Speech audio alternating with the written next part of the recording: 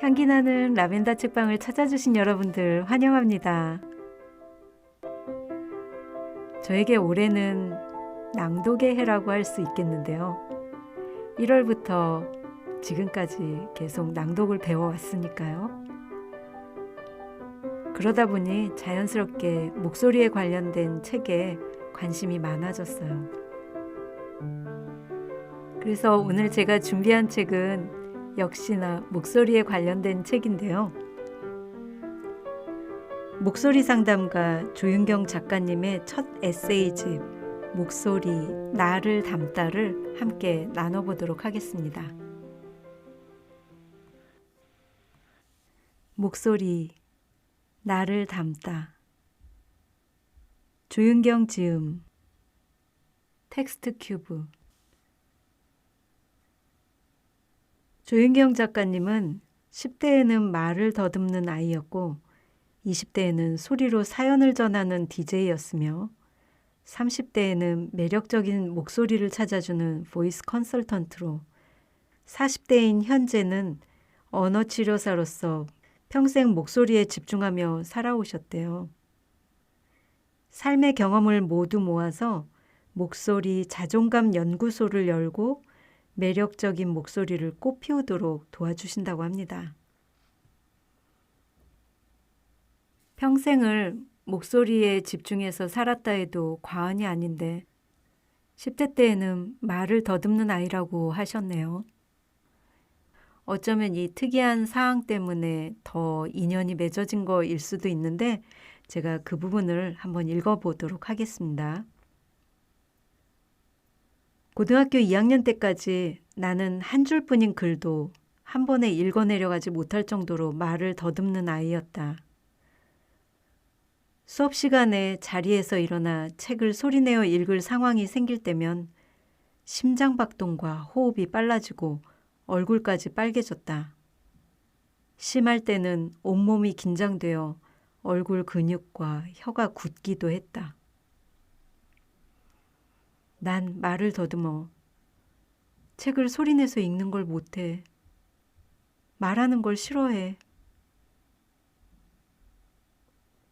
책을 읽어야 할 상황이 생기면 항상 두려웠다. 그러나 생각해보면 정작 책을 소리내서 읽어본 경험은 많지 않았다. 사람들 앞에서 책을 읽을 때 몸이 긴장 반응을 보였을 뿐이다. 긴장한 모습이 겉으로 표현되면서 친구들과 선생님에게 웃음거리가 될 거야 라고 생각하기까지 했다. 그렇지만 사실은 내 생각과 달랐다. 윤경아, 네가 책을 읽으면 친구들이 집중을 잘해. 선생님의 칭찬 덕분에 말하는 것에 용기가 났다. 방학 때 책 읽는 연습을 꾸준히 하며 말하는 것에 자신감을 불어넣었다. 그 후 나에게는 앵커우먼이라는 별명까지 생겼다. 많은 사람 앞에서 말할 때 긴장하는 건 쉽게 고쳐지지 않았지만 이때 발견한 해결책이 바로 상상이다. 주로 많은 사람 앞에서 자신감 있게 말하는 상상을 했다. 처음에는 상상조차 떨렸지만 여러 번 반복하니 발표 울렁증을 고칠 수 있었다. 선생님의 그 한마디가 마음에 쌓인 편견을 깨트리게 했던 거고 또 상상하기라는 명상으로 말더듬을 극복할 수 있었던 거였네요. 그러면 이 책에서 말하는 낭독이라는 것은 무엇인지 한번 보도록 할게요. 낭독은 글자를 소리에 담아 밖으로 내어보는 일이자 활자에 생명을 불어넣는 일이다. 낭독은 남을 위해서도 아니고 목적이 있는 것도 아니다. 그래서 더 편안하게 있는 그대로의 나를 담을 수 있다.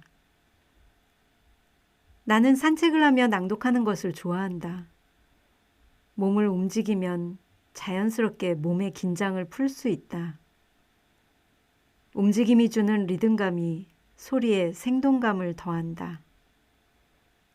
막혀있지 않은 공간이 주는 자유로움이 참 좋다. 무엇보다 자연은 내 목소리를 그리고 나를 쉽게 판단하거나 평가하지 않는다. 그 경험은 나에게 늘 새롭게 다가온다. 낭독을 하려면 목소리가 좋아야 되지 않을까 하는 생각이 들잖아요. 좋은 목소리에 대해서 여기 설명하고 있어요. 좋은 목소리는 편안하고 건강한 목소리이다. 하지만 더 중요한 것이 있다. 내 목소리가 내면과 잘 어우러져야 한다는 점이다. 진정성이 담긴 목소리야말로 나 자신에게도 다른 사람에게도 신뢰감을 줄 수 있다. 내면과 잘 어우러진 목소리는 내 잠재력을 끌어내기에 충분하다. 잠재력은 습관을 바꿈으로써 밖으로 나온다. 좋은 목소리를 내는 습관이란 건강하고 편안한 내 목소리를 찾는 것, 그리고 내면과 어울리면서 내가 진정 되고 싶은 모습과 잘 어울리는 목소리로 가꾸는 것을 의미한다. 그러면서 좋은 목소리의 조건 3가지를 얘기하고 있습니다. 경험을 통해 얻게 된 좋은 목소리는 내기 편안하고 상대에게 잘 전달되면서 나를 잘 담고 있는 목소리이다. 편안한 목소리를 찾는다는 건 내 발성기관과 맞는 톤을 내고 성대 주변의 긴장을 줄이는 호흡법을 활용하는 것이다. 내가 편안하게 목소리를 내면 상대도 편안함을 느낀다. 상대에게 잘 전달되는 목소리를 만든다는 건 다른 사람과 좋은 관계를 맺기 위해 필요한 기술이다. 하고 싶은 말이 상대에게 잘 전달되면 상대의 피드백에서 조금은 자유로워질 수 있다. 나를 잘 담고 있는 목소리를 만든다는 건 이 책이 담고자 하는 가장 중요한 메시지이다. 목소리는 나의 성격, 성품, 살아온 시간 등을 세상에 보여준다. 의식했든 의식하지 않았든 사람들에게 내가 어떠한 사람인지 전해준다. 첫 번째와 두 번째 조건까지 충족하면 더 자유로워질 수 있다. 목소리에 나를 담는 목표에 방해가 되는 장애물이 없어진다. 쉽지 않은 과정이다. 12년차 보이스 컨설턴트인 나도 2 조건은 충족되었지만 3번째 조건인 나를 담을 수 있는 목소리로의 여정은 계속하고 있다. 그러면서 저자는 아기가 우는 소리에서 건강한 목소리를 발견했다고 하는데요. 첫 번째, 호흡이다. 태어날 때는 누구나 복식 호흡을 한다. 아이는 울 때 외에도 잠이 들었을 때 배를 보면 나왔다 들어갔다 한다.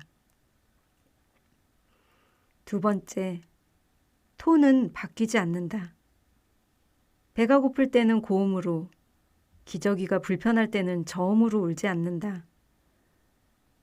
상황에 따라 속도나 리듬감의 차이가 있을 뿐이다. 세 번째, 아이들이 울 때 입을 살펴보자. 입을 조금만 벌리고 우는 아이는 없다. 얼굴 근육을 모두 사용하며 있는 힘껏 운다.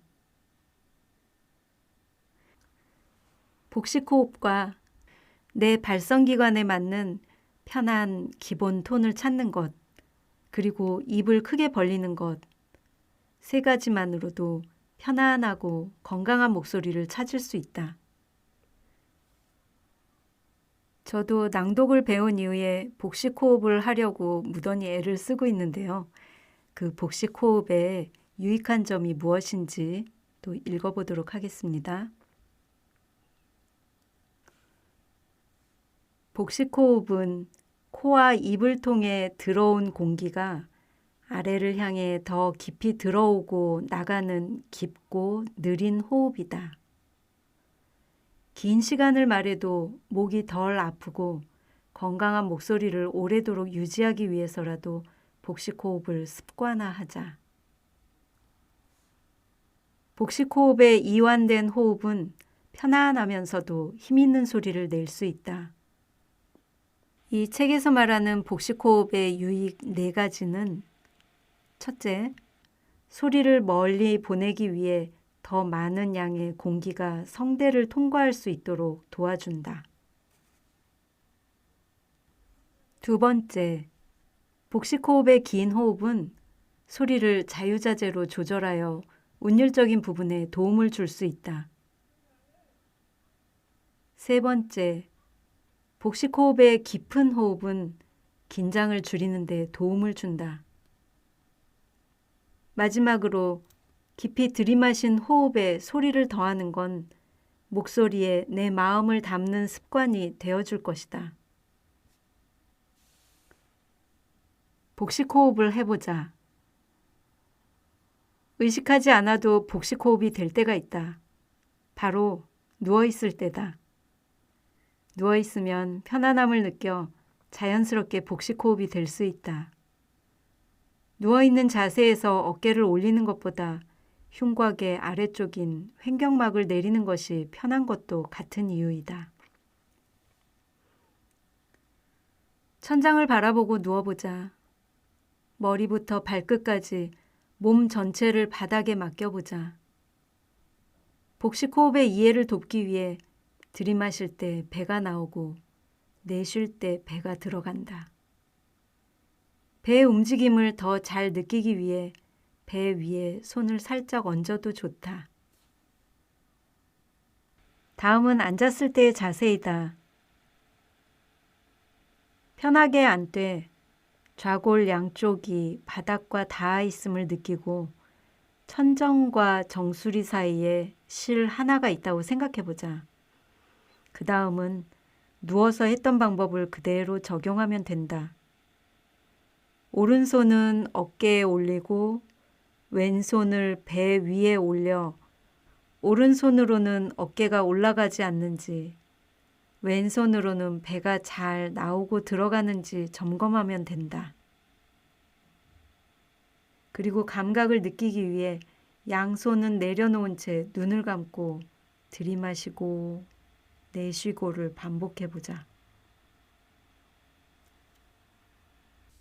저자는 이러한 편안한 소리에 정성을 더하라고 하는데요. 정성 중 하나가 바로 발음입니다.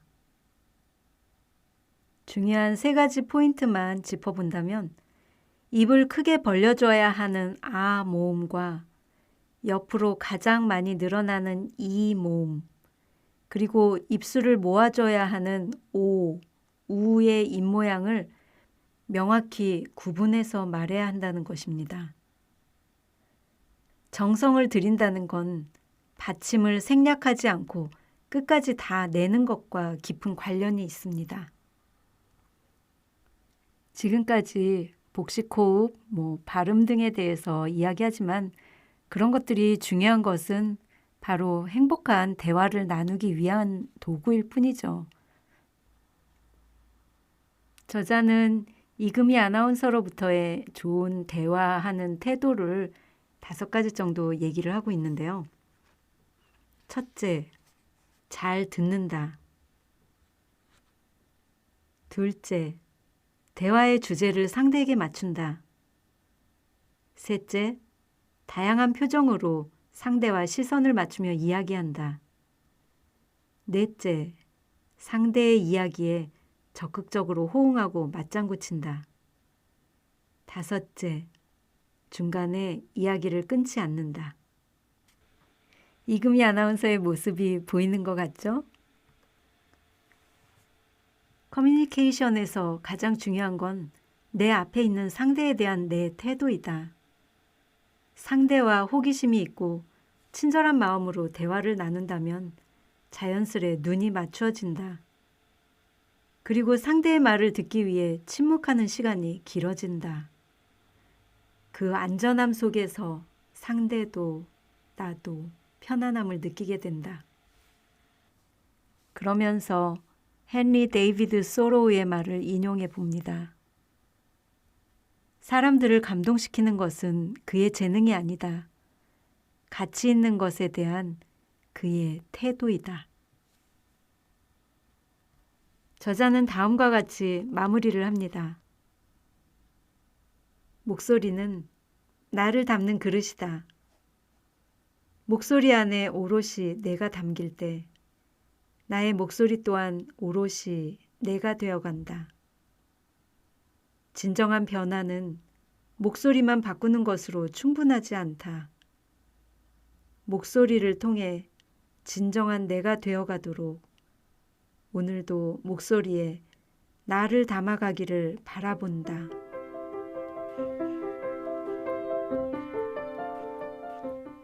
그렇죠. 목소리는 영혼의 울림이라고 배웠어요. 그러니 그 목소리는 나를 담아서 사람들에게 들려지고 나에게 들려지는 것이죠. 책 안에 더 좋은 내용들이 많이 있는데 저는 이 정도만 정리를 해보도록 하겠습니다. 첫 에세이 내신 조윤경 작가님 너무너무 축하드리고요. 이게 첫 번째니까 두 번째, 세 번째 에세이는 조금 쉬워지겠죠?